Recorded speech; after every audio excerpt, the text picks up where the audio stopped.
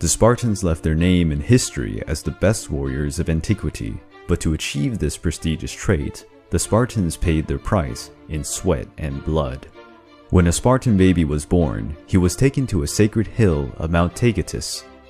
There, a priest examined him, looking for tiny imperfections that could thwart his development as a Spartan warrior. If any defect, or a sign of weakness or disease was found, the baby was discarded and thrown from the top of the hill and left to die.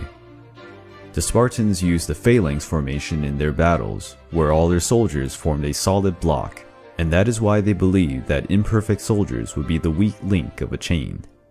If the baby was considered fit to develop himself as a Spartan soldier, he was delivered to the family, which would raise him as a normal child up to the age of 7.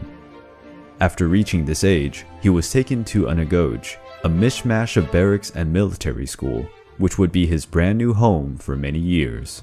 His military education would start right on the first day. His training focused on improving artistic and military skills and discipline. The body and the spirit of the young men were tested in order to form resistant warriors. The young Spartans were poorly fed so that they could learn how to cope with hunger, and were also encouraged to steal to feed themselves. If they were caught, they would have to endure punishment, not for having stolen something, but for the fact that they were caught. The boys were taught to endure pain and not to cry.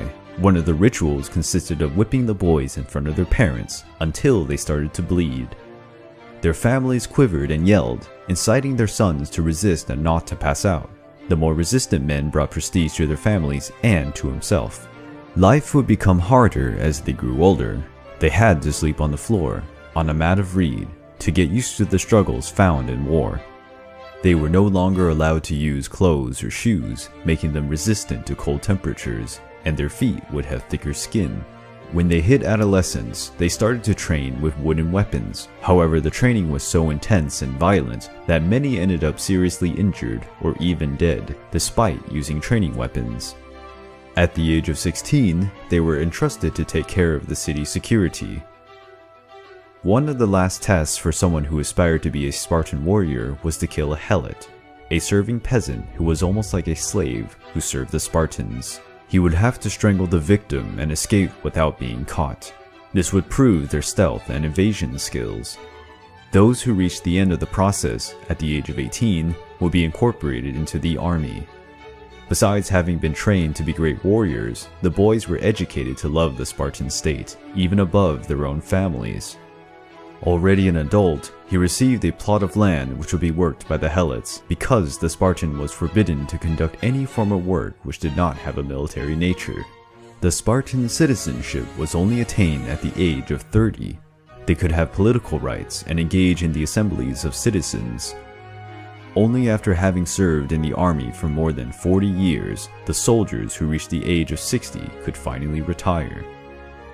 The Spartan armies were extremely feared and admired throughout Greece and beyond.